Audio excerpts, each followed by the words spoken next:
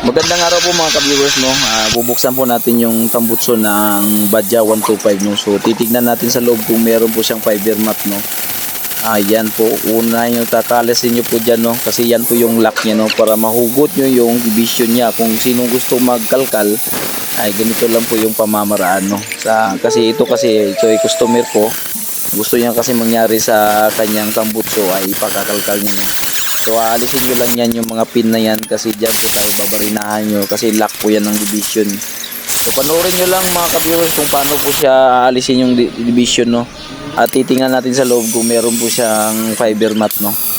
So tara, let's go. Panoorin na, watch lang kayo dyan mga ka-viewers para makakuha din kayo ng idea, no. So hindi po ito sa akin, no. So pinagawa lang po ito sa akin, no. Kasi gusto niya daw ng kalkal, depende na yan sa kanya kung mahuli siya dyan ng mga manghuli ng LTO. Wala na ako, labas na ako dyan, problema na yan yun. So mga ka-viewers, so shoutout sa lahat, no. Inalis kasi gusto ng may-ari ay masyadong malakas yung parang pingot daw, maraming pungit.